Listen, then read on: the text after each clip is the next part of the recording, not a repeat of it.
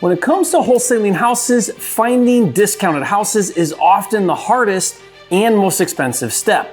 Well, in this video, I'm going to show you a little known technique where you can find and acquire unlimited houses right in your market to wholesale for free. That means zero marketing cost. It's unconventional, it's different, it's not what all the experts teach, but it works, and I'll show you coming up.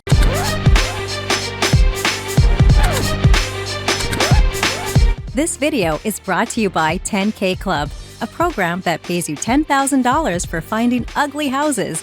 Learn more at my10kcheck.com. If you're new here, my name is Jerry Norton. I've been a full-time real estate investor now for over 17 years. Amongst other things, I specialize in flipping houses all across the country, and I've helped thousands of new investors get into the game of flipping and create six-figure and even seven-figure incomes. If you want to learn how to flip houses so you can live your dream life, be sure to subscribe to my channel and click the bell icon to get notified when new videos are released. There are two primary ways to find discounted properties to wholesale or flip. Method number one, which is how 99% of wholesalers do it, is with off-market properties. Acquiring off-market deals is where you find and contract directly with a private seller. Off-market is very effective because a motivated seller is looking for a fast and convenient sale and often doesn't have the time or the desire to market the property for a higher price, and as such will gladly sell it for a discount as is and for all cash. And the thing is, there are motivated sellers in every single market. They're all around you, and it doesn't matter what the real estate market is doing. There are distressed properties and distressed sellers that are looking for a cash buyer to buy their unwanted property. The problem is they don't know that you exist and that you can solve their problem. The only way to get in front of private sellers so that they know who you are and about you is to do marketing. It's true there are some free and low-cost marketing methods like driving for dollars, but for the most part, in order to succeed with off-market, you have to spend money on marketing. For many new investors, that's a huge hurdle. Shoot, it's a hurdle for most intermediate wholesalers and even established wholesalers. The biggest thing that I coach wholesalers doing 3 to 5 deals a month that want to scale all the way up to 8 to 10 deals a month, assuming they have good processes in place, is on managing cash flow and how to spend more money on marketing. And just to put this in perspective, the industry standard is to spend between $3,000 to $5,000 in direct marketing cost per off-market deal. That means, assuming that you know what you're doing, if you want to do 5 deals a month, it's going to cost you $15,000 to $25,000 in marketing cost. It's just a cost of doing business and well worth it as long as your wholesale fees can justify it. These marketing costs include buying data, skip tracing, texting, cold calling, direct mail, Google and Facebook ads, and so on. And here on my channel, I've done videos about how to do all of these different off-market methods and strategies, but they do require that you spend money on marketing. So what do you do if you don't have a marketing budget or a limited marketing budget, or you just want to add another method of finding deals without allocating more money to marketing? That's where method number 2 comes into play with on-market properties. Now, on-market is when a distressed seller lists his property for sale with a real estate agent. And this is where there is so much misinformation. Most people, even the so-called experts, will tell you that on-market is only for retail buyers, that you can't find good deals because motivated sellers don't list properties for sale with agents, which is completely not true. The other misconception that's frequently taught is you can't wholesale on-market properties because agent contracts are not assignable, which is also not true. The truth is, all contracts are assignable unless the contract specifically says it's not. So to date, I've wholesaled and flipped hundreds of distressed properties from motivated sellers that were listed for sale with real estate agents, and so have my students and followers who learn and implement my methods. I just got this comment yesterday from Franklin who said, I made $20,000 using your exact realtor script in Chatham, Ontario. So I guess it even works in Canada. Now, I recently did a sit-down interview with a college student and full-time athlete who shared how he's consistently wholesaling on-market houses every single month following my exact technique. I'll put the link to that video in the description below and you can check it out later. So how is on-market different And why would a motivated seller list his property for sale with an agent? There are 5 primary reasons. Let's review each. The number one reason a motivated seller would go on market is because he has no idea how to find a buyer otherwise and thinks his only option is to hire an agent and list it on market. The second reason a motivated seller would list with an agent is he doesn't trust wholesalers and cash buyers and feels better about having an agent help him through the selling process. The third reason why a motivated seller would list with an agent is he's not desperate for a fast closing. He wants to sell, but he isn't under a big time crunch like some motivated sellers. For example, a pre-foreclosure seller who's about to lose his property at the foreclosure auction if he doesn't sell it in the next 10 days. Okay, the fourth reason why a motivated seller would list with an agent is even though the property is in disrepair and needs improvements, the seller isn't necessarily financially distressed. The seller knows there is untapped equity in the property. He just doesn't have the wherewithal or the desire to make the needed repairs in order to sell it for a higher price. And he's willing to give up any upside just to be done with the property. Now, this type of seller makes it very clear in the listing that the property is for sale as is and that he is not going to make any improvements. And the fifth reason why a motivated seller goes on market is he thinks he can get more for his house on the open market even after paying commissions than if he sells it privately off market. Generally speaking, this is true because on market will get the most exposure, and the more eyeballs that see a property, the higher it will sell for. But that isn't always the case. I bought an on-market property where the list price was $350,000. The seller turned down offers for $300,000 early on, and those buyers moved on and bought something else, then later ended up accepting my offer for $250,000. Now, I did a video all about it. I'll put the link in the description below and you can watch it later. The point I'm trying to make is many motivated sellers with distressed properties go on market, which means there is a huge opportunity for you to get good deals. Yes, it's competitive. Yes, it's normal that they don't accept your offer, but that's true for off market too. There are 2 compelling reasons why I love on market so much. Number 1 is it's free. It doesn't cost a dime in marketing.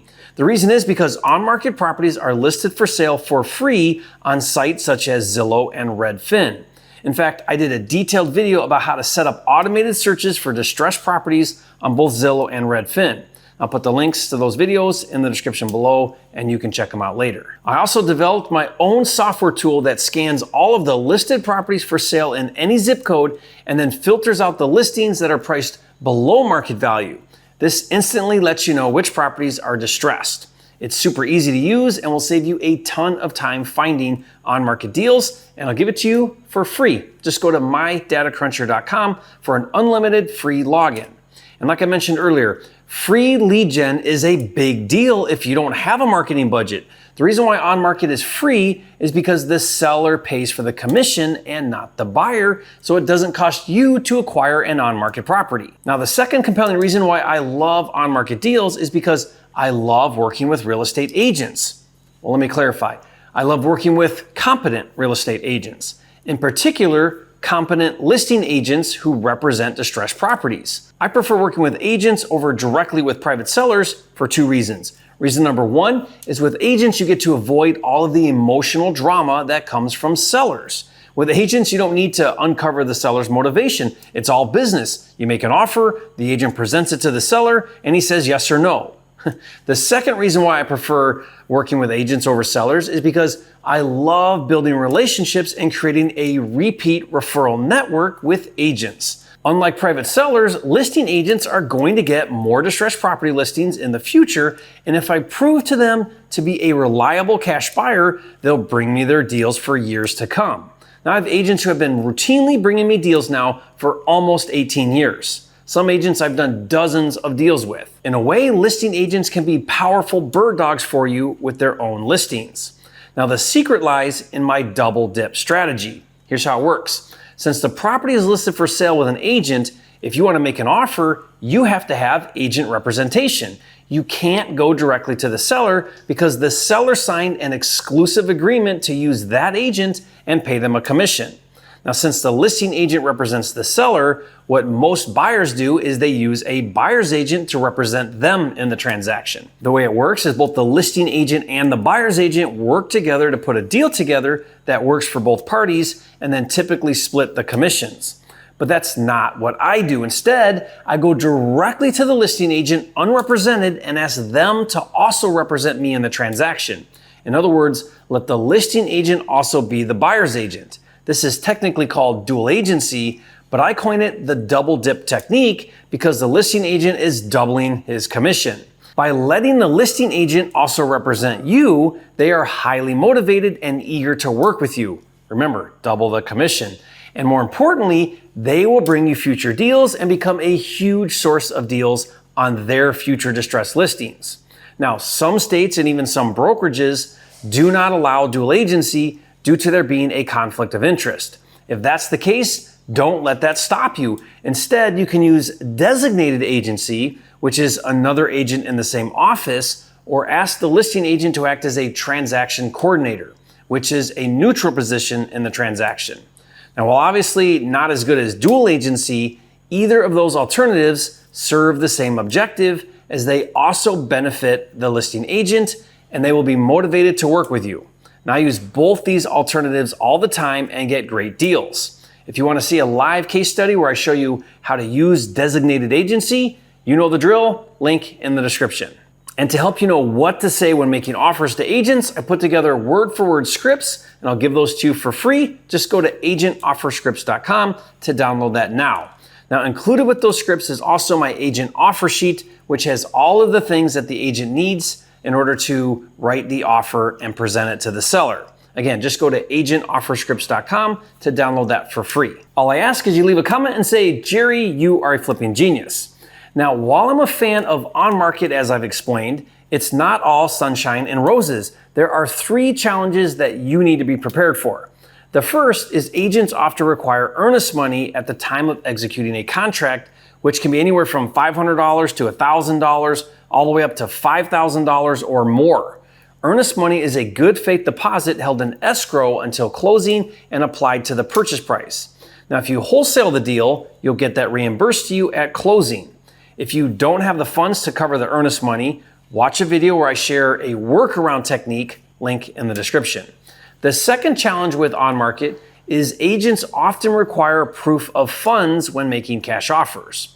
Now, if you're a pro or prime level member of my wholesaling and house flipping software Flipster, you get unlimited custom proof of funds letters for as many offers as you want. If you're serious about going after on-market properties, that alone is worth the subscription. So to learn more about Flipster and see it in action, just go to getflipster.com. The third challenge is some cash buyers don't like on-market properties, even if the deal fits the criteria as a good deal, which I think is ridiculous. Who cares if the deal is on or off market? A deal is a deal. I once had a cash buyer agree to my price on a deal, and then he called me back an hour later and said he found out it was an on-market deal and that he no longer wanted it. And I said, what does it matter as long as it fits your criteria? He said, I could have got it for that price. I replied, yeah, but you didn't. I did. So knowing this, don't let it discourage you. Just because one cash buyer tells you no doesn't mean that's how all cash buyers feel. Never forget, if it's actually a deal, there is always a buyer. By the way, I'll buy your deals. I have a finder program where I'll pay $10,000 for each deal that you bring that meets my criteria. So if that sounds exciting, register for a free training to get all the details. Just go to my10kcheck.com. But one thing that will help is make sure the price you ask is lower than the original list price. So for example, let's say it's listed for $100,000 and you get the deal for $70,000 and you offer it to a cash buyer for $80,000. Even though it shouldn't matter, when a cash buyer sees it was listed for $100 and he's paying $80, he'll have less of an issue. But if it was listed for $100 and let's say $110 is still a good deal, you can still wholesale it, but more cash buyers are gonna have an issue with paying more than the list price. Now, I covered a lot on this video, so what I suggest you do next is watch a video where I break down how to do this technique live on the phone with real agents. So watch that now, and if you haven't yet, be sure to subscribe to my channel. With over 750 videos, this is the #1 channel on YouTube for all things flipping, and I'll see you on the next video.